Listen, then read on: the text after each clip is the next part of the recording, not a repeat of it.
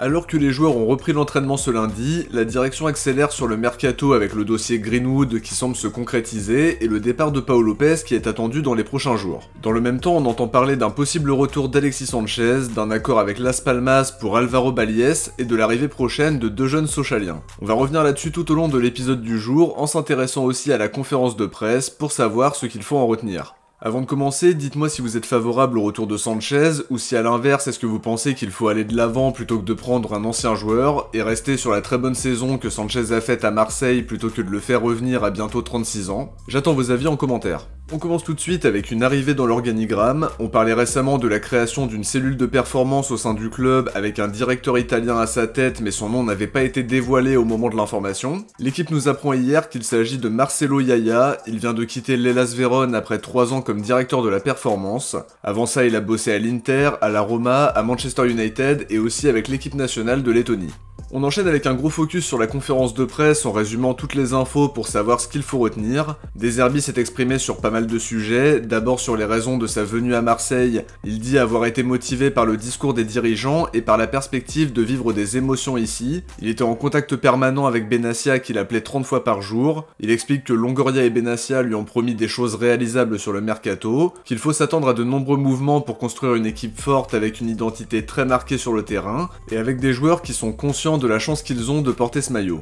Il est aussi revenu sur l'arrivée de Giovanni Rossi en confirmant qu'il sera son relais avec la direction puisqu'il aura beaucoup de choses à gérer au quotidien. Il considère qu'il va beaucoup lui apporter, il le connaît très bien donc ça va faciliter pas mal de choses. Interrogé sur le temps qu'il mettrait pour imprimer son style de jeu sur l'effectif, il précise qu'il faudra attendre que l'effectif soit complet dans un premier temps, qu'il ne faut pas oublier que l'OM se projette sur un projet de plusieurs années, donc ce qu'il faut comprendre c'est qu'il demande de l'indulgence, parce que ça ne va pas se faire en un jour, mais il attend quand même que son équipe soit très professionnelle et très impliqué dès le premier match amical. Sur l'absence de Coupe d'Europe, il a confié qu'il était déçu de ne pas jouer les mardis, mercredis ou jeudis, mais que ça nous donnerait un avantage de ne pas jouer tous les 3 jours. Il concède quand même que sans Coupe d'Europe, ça complique les choses pour nos cibles mercato. Questionné sur les jeunes, il affirme qu'il est ouvert à l'idée de les lancer s'ils le méritent, même chose pour des joueurs plus âgés, tout sera une question de mérite, de qualité, et c'est une vision qui me plaît beaucoup. Sur ses ambitions, il explique vouloir ramener l'OM à sa place, en luttant pour des titres qui nous échappent depuis trop longtemps maintenant, tout en rendant fiers les supporters qui se déplacent pour venir voir jouer l'équipe. De son côté, Longoria a évoqué la problématique des droits télé, il considère qu'il faut faire preuve d'unité puisqu'on est face à un moment crucial, il explique s'investir beaucoup tout en pointant du doigt plusieurs problèmes. Selon lui, on ne parle plus suffisamment de foot, tout est concentré sur les polémiques et on en oublie parfois l'essence même du sport qui nous passionne. Il considère aussi qu'il faut valoriser la Ligue 1 dans son ensemble en parlant de tous les clubs dans l'actualité. Il a aussi fustigé l'IPTV en expliquant qu'il fallait mieux protéger le produit pour éviter qu'il soit dévalorisé. Il s'est aussi exprimé sur la situation de Pau Lopez en confirmant qu'il travaillait sur son départ mais qu'il n'avait pas trouvé d'accord pour le moment. Si on en croit sa déclaration, Lopez ne devrait pas partir avant que son remplaçant ne soit trouvé, mais ça pourrait être plus rapide que prévu, on va en parler un peu plus tard dans la vidéo. Il a botté en touche sur la situation de Rongier en disant que c'était au secteur médical de se prononcer et qu'il était actuellement en réadaptation. Sur les moyens du mercato, il confirme que le club dispose maintenant d'une trésorerie importante, qu'il y aura beaucoup de changements cet été et que De Zerbi aura des moyens dans la limite du raisonnable bien sûr.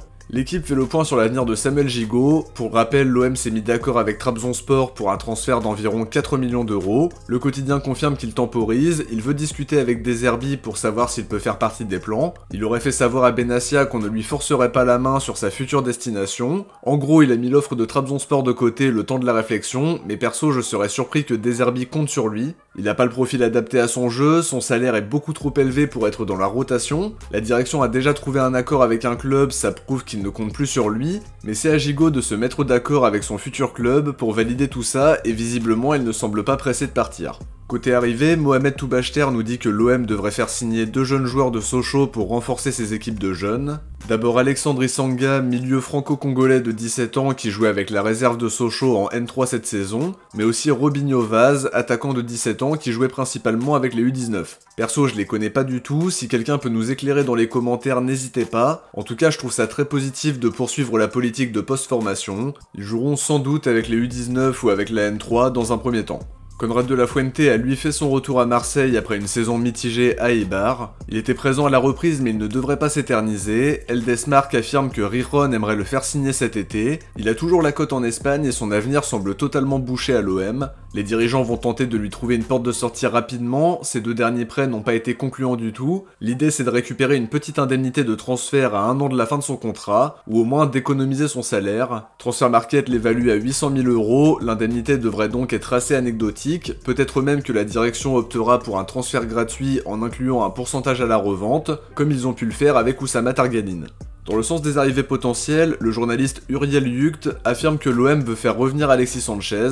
Il analyserait de son côté la possibilité d'un retour, mais il y a plusieurs clubs sur le coup. L'Udinese qui pense aussi à un retour et un club français qui va disputer la Ligue des Champions la saison prochaine. Une information confirmée par Gianluca Di Marzio ce mardi. La perspective d'un retour n'est pas une mauvaise idée à mon sens parce que c'est un joueur qui est toujours ambitieux, qui sait fédérer autour de lui, qui peut encore apporter sportivement même s'il va avoir 36 ans en décembre. Évidemment, s'il revient, les conditions contractuelles ne doivent plus être les mêmes, ça passera sans doute par un contrat d'1 an avec une année optionnelle et un salaire inférieur à ce qu'il touchait à son premier passage. Si ça reste raisonnable, ça peut être une très bonne idée pour amener de l'expérience, sa culture de la gagne et ses qualités qui sont toujours présentes malgré un temps de jeu moins important à l'Inter la saison dernière. J'espère quand même qu'il ne vient pas pour remplacer Aubameyang, s'il faut faire un choix entre les deux, je préfère largement garder Aubameyang et ne pas faire revenir Sanchez, mais si son futur contrat est relativement raisonnable, je pense que les deux peuvent coexister, et ça nous permettrait d'avoir des certitudes offensivement parlant avec 2 joueurs d'expérience qui peuvent encore briller. Concernant Mason Greenwood, plusieurs médias et sources s'accordent à dire qu'il est de plus en plus proche de l'OM. Fabrizio Romano parle lui d'une offre de 30 millions avec un pourcentage à la revente qui serait de 40 à 50%, c'est vraiment énorme. À voir si ce sera sur le montant total ou plutôt sur une éventuelle plus-value, ce qui serait plus intéressant financièrement. L'offre est vraiment très importante, ça confirme qu'il est la priorité absolue de la direction. En tout cas, De Zerbi a botté en touche quand il a été questionné sur les grosses polémiques qui entourent Greenwood en affirmant qu'il n'était pas au courant de son passé et qu'il ne s'immisçait pas dans la vie privée des joueurs. De son côté, Longoria n'a pas souhaité parler d'un joueur qui est sous contrat avec un autre club, il est fidèle à sa ligne de conduite, mais sa déclaration fait planer le doute sur le dossier Greenwood. Il rappelle la mise en place du programme 13e homme avec les valeurs qu'il véhicule, il veut que chaque joueur qui signe à l'OM partage les valeurs du club en précisant que l'OM est un vecteur d'unité et de société. Il a insisté sur le fait de recruter de bonnes personnes et c'est à ce niveau-là qu'on ne sait pas comment interpréter tout ça. Est-ce que ça veut dire qu'ils n'iront pas plus loin dans le dossier Greenwood parce qu'ils sont freinés par l'extra sportif ou à l'inverse est-ce qu'ils considèrent qu'il a entre guillemets changé et qu'il partage maintenant les valeurs du club? À voir, mais c'est une déclaration que j'ai trouvée assez ambiguë, à voir comment elle va évoluer le dossier, mais si on en croit les dernières infos, il serait quand même de plus en plus proche de l'OM.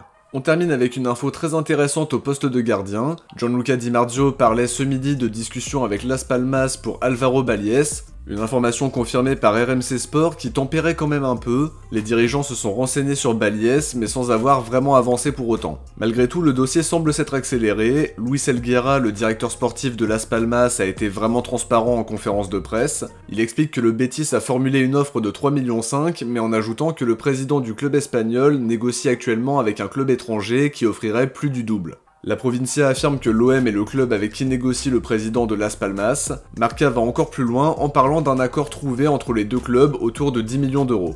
La Minute OM confirme qu'un accord a été trouvé avec Las Palmas, mais qu'il faut maintenant se mettre d'accord avec le joueur sur les bases de son futur contrat, mais a priori on serait tout proche de signer notre nouveau gardien, ce qui permettrait dans le même temps à Pau Lopez de s'engager à Com. Sur le profil, c'est un gardien qui est très bon sur sa ligne, qui rapporte des points en sortant des arrêts cruciaux, il est intéressant dans son jeu au pied en étant vraiment serein, il sait sortir rapidement pour intervenir un peu plus loin de ses cages, son profil est totalement adapté à ce que recherche De Zerbi, donc ça fait sens. À voir maintenant si ça va se confirmer, mais si on en croit les dernières infos, ça semble vraiment être en très bonne voie. De mon côté, j'arrive à la fin de cette vidéo, j'espère qu'elle vous a plu, comme d'habitude si c'est le cas, n'oubliez pas de laisser un like avant de partir pour soutenir la chaîne et permettre à la vidéo d'être mieux référencée. Je vous invite à vous abonner en activant la cloche des notifs pour ne rien louper de l'actualité de l'OM. Si vous avez regardé la vidéo jusqu'au bout, écrivez gardien en commentaire. De mon côté, je vous dis à très vite pour une prochaine vidéo, ciao, portez-vous bien et surtout allez l'OM.